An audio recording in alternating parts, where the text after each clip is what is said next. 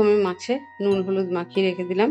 এবার সর্ষে বাটা দিচ্ছি আর ধনেপাতা কাঁচা লঙ্কা একসাথেই শিলে বেটে নিয়েছিলাম, আদা রসুন বাটা,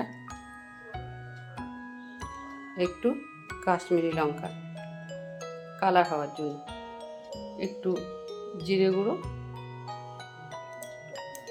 2 চামচ সর্ষের তেল দিচ্ছি।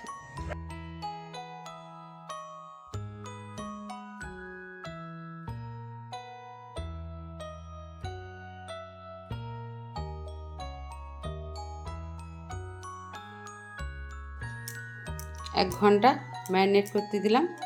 1 ঘন্টা পর আবার ফিরে আসছি। 1 ঘন্টা পর আবার ফিরে এলাম। দেখুন কতটা জল বেরিয়ে গেছে।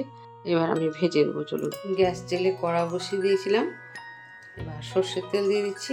সর্ষের তেল আমি অল্প দেবো, ডুবো তেলে ভাজবো না, ঠিক 4 থেকে 5 চামচ দিলাম।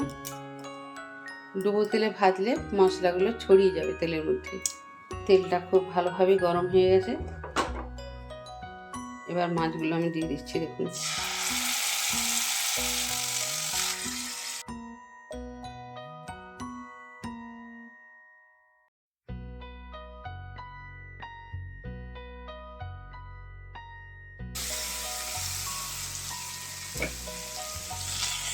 দেখুন কম তেলে ভাজলে মশলাটাও মাছের মধ্যেই রয়ে গেছে আর ভাজাটাও খুব ভালো হয়েছে। তবে একদম লো ফ্লেমে ভাজবেন। এই মাছ ভাজা রেসিপিটা যে কোনো মাছ দিয়ে আপনি করতে পারেন, তেলাপিয়া, কাতলা, রুই,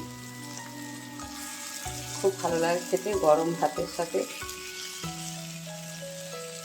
একটু ডাল আর এই মাছ ভাজা দিয়ে ভাত অসাধারণ লাগে খেতে। তো ভাজা আমার একদম কমপ্লিট হয়ে গেছে। দেখুন, আমি সামনে থেকে দেখাচ্ছি, খুব সুন্দর ভাজা হয়েছে। ধন্যবাদ সবাই।